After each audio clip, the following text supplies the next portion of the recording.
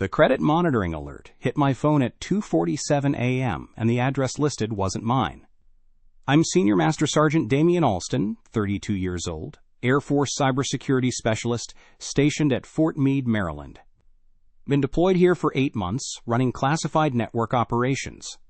Sleep comes in fragments when you're monitoring digital threats around the clock.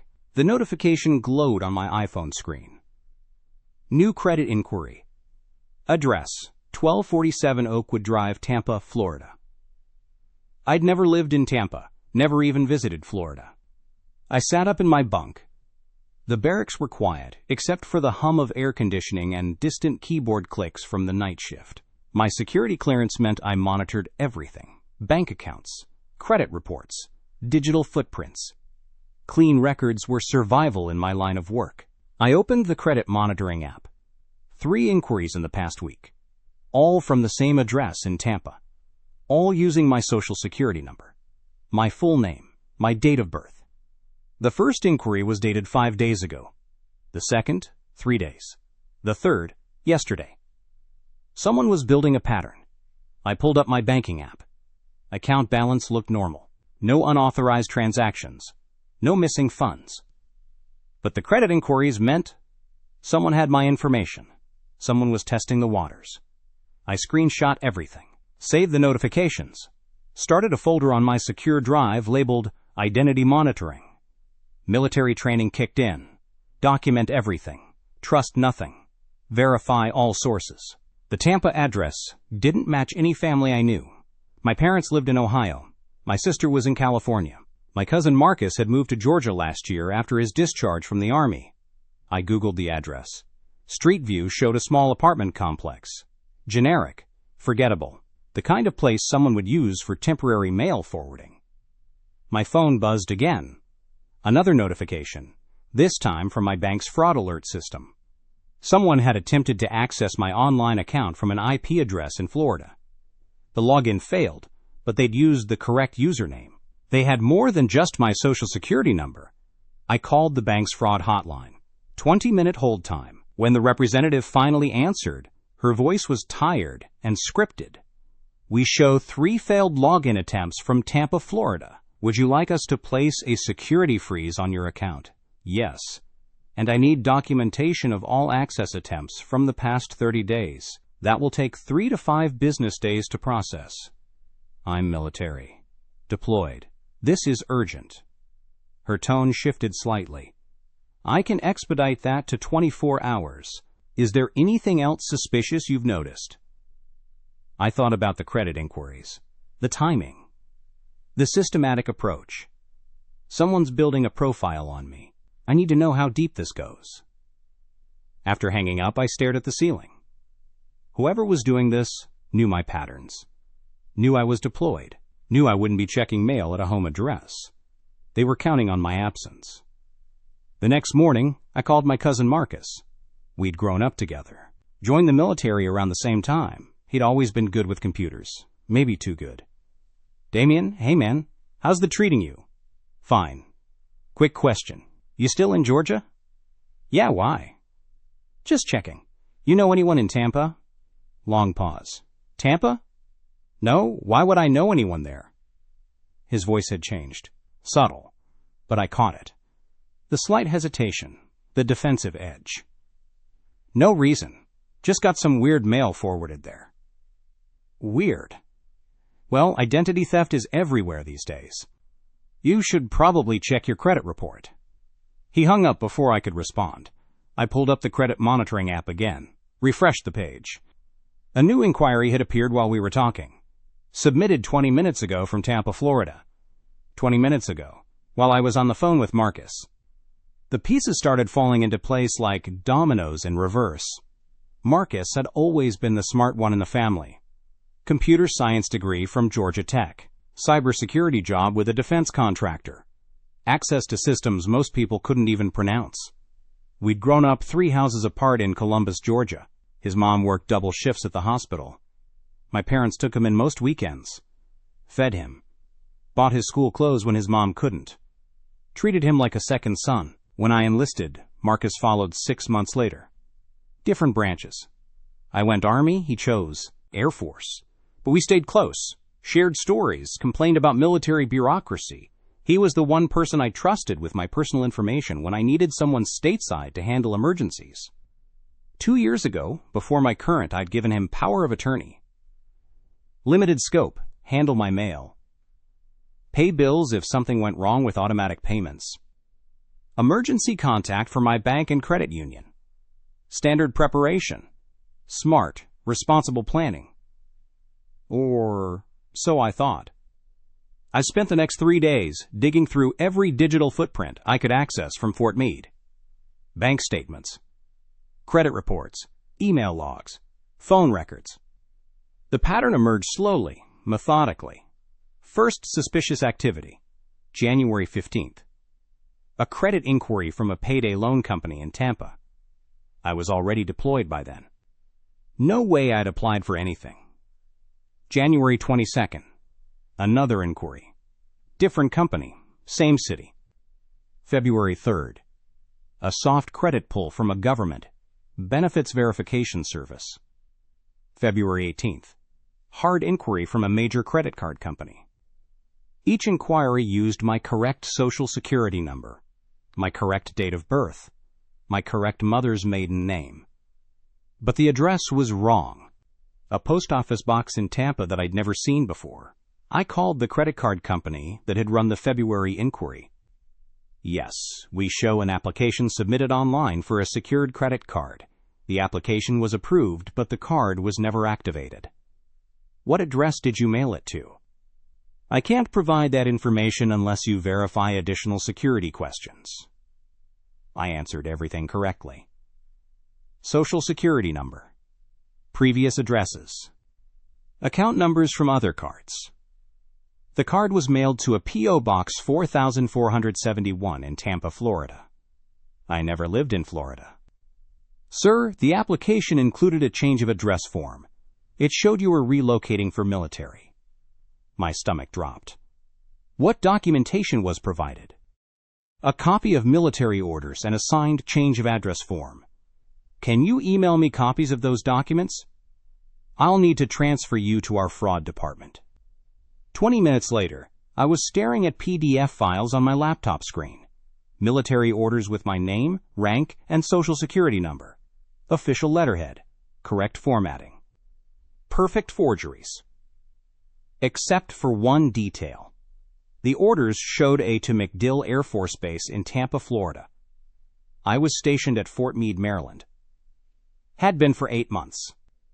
The signature on the change of address form looked exactly like mine. Same loops, same pressure points, same slight backward slant on the capital letters. Someone had practiced. I called my unit's administrative office. Sergeant Martinez, I need you to check something. Has anyone requested copies of my orders in the past 6 months? Let me look. Yeah, actually. Your cousin called in February. Said you needed copies for a veteran's benefits application.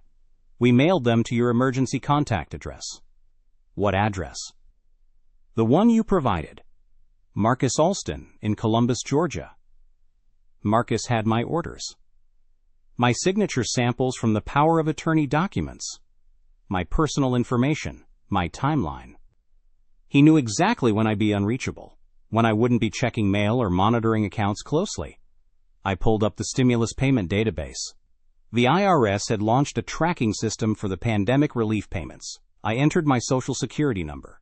3 payments showed in the system, all sent to the Tampa P.O. Box. $1,200 from the first round, $600 from the second round, $1,400 from the third round. Total, $3,200 in federal payments I'd never received. The applications had been submitted using my forged military orders as proof of address change. Each application included my correct tax information from previous years, information Marcus would have had access to through the power of attorney documents. I called the IRS fraud hotline, 2-hour wait time. When I finally reached a human, the conversation was brief and devastating. Yes, we show 3 stimulus payments issued to your social security number. The address changes were submitted with proper military documentation. The payments were processed correctly according to our records. I never changed my address.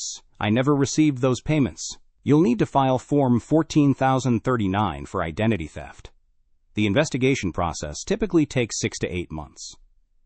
I'm deployed military. This is urgent. I understand, sir. But the process is the same regardless of military status. After hanging up, I sat in my barracks room staring at the spread across my laptop screen.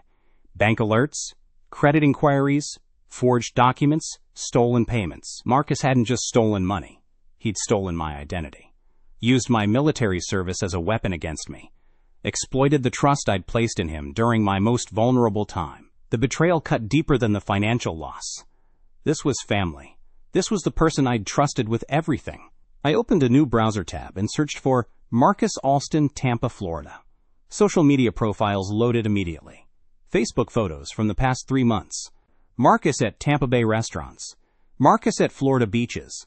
Marcus in a new apartment with expensive furniture. All posted while I was sleeping in military barracks and eating MREs. The most recent post was from yesterday. A photo of Marcus holding up a new iPhone, grinning at the camera. The caption read, "Blessed and grateful. Sometimes good things come to those who wait." 47 likes, 12 comments congratulating him on his good fortune. I screenshot everything, saved the files to an encrypted folder, started building a case file. Because this wasn't over. This was just the beginning. Marcus had made one critical mistake. He'd gotten comfortable, started flaunting the money, left a digital trail that led directly back to him. And I was very good at following trails. I called the Federal Bureau of Investigation's Financial Crimes Hotline at 0800 the next morning. The automated system transferred me 3 times before I reached Agent Robinson. Environmental Crimes Division. Agent Robinson speaking. Agent Robinson, this is Senior Master Sergeant Damien Alston, stationed at Fort Meade. I need to report identity theft involving fraudulent stimulus payments. The perpetrator used forged military documents.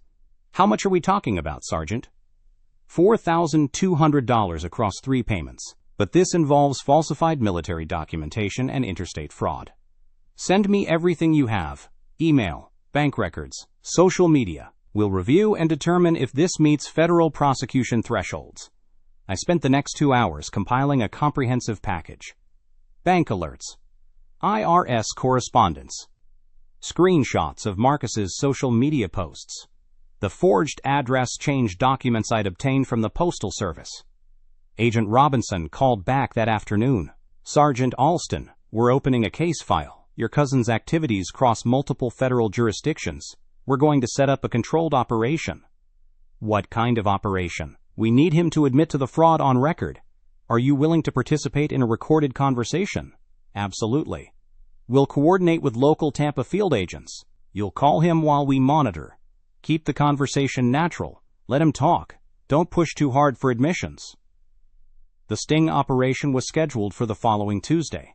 Agent Robinson briefed me on the technical setup. FBI Tampa would handle the recording equipment. I would initiate contact from my barracks room. Remember, Sergeant, this is about getting him to confirm details. How he obtained your documents, when he submitted the applications, where the money went. Understood. Tuesday arrived with typical Maryland humidity. I sat in my room at 1,400 hours, laptop open, FBI agents monitoring from Tampa. I dialed Marcus's number. Damien, man, how's the treating you? It's going. Listen, I've got a weird question. I'm getting some strange mail forwarded from my old address. Oh yeah, what kind of mail? Government stuff. IRS correspondence. Says something about stimulus payments I never received. Silence on the line. Then Marcus cleared his throat. That's weird, man. Maybe identity theft or something? Maybe. The thing is, they're saying the payments went to an address in Tampa. You wouldn't know anything about that, would you? Another pause. Longer this time. Tampa's a big city, cousin. Lots of addresses here. The address they have on file is 2847 West Shore Boulevard, apartment 3B. That ring any bells? How did you get that address? It's on the IRS paperwork, Marcus, along with documentation showing military address changes. Signed with my name. Look, Damien, I can explain. So you do know something about this. It's not what you think. I was trying to help you. You were deployed, and I knew you needed the money. Help me by stealing my identity? I didn't steal anything. I knew you weren't getting your mail properly. Military mail forwarding is terrible. I figured I'd collect the payments and send them to you when you got back. $4,200, Marcus. Where is it? I spent some of it, but I was going to pay you back. I swear on my mother's grave. You spent my money while I was serving overseas. It wasn't like that. I had expenses. The apartment deposit. My car payment. I was going to make it right. How did you get my military documents to forge the address changes? You left paperwork at my place last Christmas. I copied what I needed. You photocopied my military ID and service records? Only what was necessary for the address change. The government makes it so complicated. I was trying to help. By committing federal fraud. Don't be dramatic, Damien. It's just paperwork. The government has plenty of money. The conversation continued for another 12 minutes. Marcus admitted to forging 3 separate address change requests. Confirmed he'd received all 3 stimulus payments. Acknowledged spending the money on personal expenses. Everything the FBI needed for prosecution. Agent Robinson called me 30 minutes after I hung up. Outstanding work, Sergeant. We have everything we need. Tampa agents are moving to arrest him now. What happens next? Federal charges. Mail fraud, identity theft, falsification of government documents. He's looking at 18 to 24 months minimum. Marcus was arrested at his apartment that evening. Local news covered the story briefly. Tampa man arrested for stimulus fraud scheme. The legal process moved quickly. Marcus pled guilty to avoid trial. The judge sentenced him to 22 months in federal prison plus restitution. I received a check for the full amount 3 weeks later. But the money wasn't the point anymore. The point was justice. Accountability. Making sure Marcus understood that betraying family had consequences. Agent Robinson called me after the sentencing. Sergeant, we've had several similar cases recently. Military personnel being targeted by family members for identity theft. Would you be willing to speak with other victims? Of course. I started receiving calls from other service members. Similar stories. Trusted relatives exploiting their status. Stealing benefits. Forging documents. I helped them navigate the reporting process. Connected them with the right federal agents. Shared my experience with building packages. The work felt meaningful, turning my betrayal into something that could help others. Marcus sent me a letter from federal prison 6 months into his sentence. A rambling apology filled with excuses and self-pity. I never responded. Some betrayals don't deserve forgiveness. Some bridges are meant to stay burned. 12 months later, I was back at Fort Meade permanently. No more deployments. No more overseas rotations. Just steady work in cybersecurity operations. The betrayal felt like something that happened to someone else now. A story I'd heard rather than lived through. My credit monitoring apps stayed quiet. Clean reports every month. The financial damage had been completely reversed, but I kept the alerts active anyway. Trust, once broken, required constant verification. I moved into a small house off base in Laurel. Nothing fancy. 2 bedrooms, 1 bathroom, a garage for my motorcycle. The kind of place where neighbors minded their own business and mail arrived on schedule. The spare bedroom became my office. I host a podcast on betrayal stories and recovery strategies. Started it 6 months ago after Agent Robinson connected me with a victim advocacy group. 2 episodes per week. Growing audience of military personnel and their families. The stories were always similar. Trusted relatives exploiting status. Forged documents. Stolen benefits. Identity theft disguised as family assistance. I interviewed other victims. Shared investigation techniques. Explained the federal reporting process. Connected people with the right agents and attorneys. The work felt like purpose. Turning my experience into something useful for others. Marcus finished his sentence 3 months ago. 22 months in federal prison, reduced to 18 for good behavior. He was released to a halfway house in Tampa. I received notification through the Victim Services Program. Standard procedure. They asked if I wanted to participate in any reintegration meetings. I declined. Some relationships can't be repaired, some trust can't be rebuilt. Marcus had made his choice when he forged those documents. I'd made mine when I decided to prosecute. My phone buzzed occasionally with unknown Florida numbers. I never answered. Marcus could rebuild his life without involving mine. The podcast grew steadily. 5,000 regular listeners now. Military families sharing their stories. Financial institutions providing educational content. Federal agents explaining investigation procedures. Agent Robinson appeared as a guest twice. Professional and informative. She mentioned that stimulus fraud cases had decreased significantly as awareness increased. Prevention through education. The best kind of justice. I kept my routine simple. Work, gym, podcast recording, motorcycle rides through Maryland countryside. Quiet evenings reading or researching new episode topics. No drama, no family complications. No unexpected phone calls or mysterious bank alerts. The silence felt different now. Not empty or lonely. Peaceful. Earned through surviving betrayal and choosing to help others avoid the same experience. My cousin had taught me an important lesson about trust. Not to avoid it completely, but to verify it constantly. To document everything.